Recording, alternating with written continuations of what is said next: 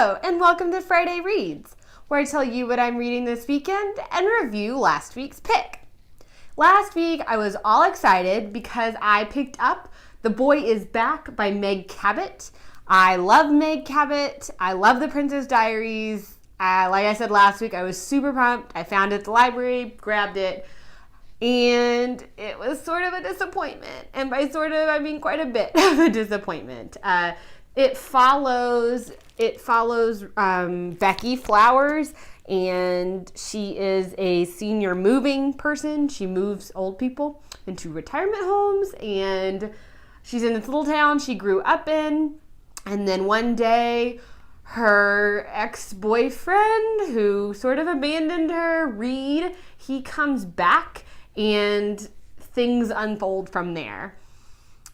It was sort of just this light, fluffy, not fluffy. It was this light, like, oh, chick flicky, chick litty romance thing. Not a romance, but it was that sort of happy-go-lucky drama and then resolution and happy ending. Not that that's bad. I just didn't love it. The one really interesting thing about it, and I talked about this on our podcast episode we released this week, is that it is written as an epistolary novel in the form of emails and text messages and Facebook posts, which I find super interesting. I am drawn to that kind of storytelling. I think it's a really fascinating way to tell a story, especially when it's not just letters, but it's all these, other forms of communication.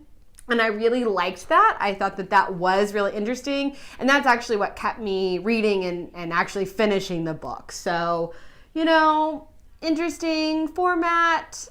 I just think that I like The Princess Diaries more than I like Meg Cabot, which is fine. But I don't think that I'll be picking this up. Also, I realized it's in a series, a loose series. It said boy number 4 when I looked at it at Goodreads, and I'm not quite sure if that means that it's just like a theme of women and boys, which is possible. But I don't know that I'm going to pick any more up. So unfortunately, this was sort of a womp womp for me. The Boy Is Back by Meg Cabot. Now, on to what I am reading this weekend. My Friday Reads this week is The Hopefuls by Jennifer Close, and I am obsessed. I love it. I got it from my grandma for my birthday, and I, as you can see, have already killed half of it. I love this book. This is a book that it came out last year. It was on my radar, but I never picked it up. It follows Beth and her husband, Matt. I think it's Matt. Beth and Matt.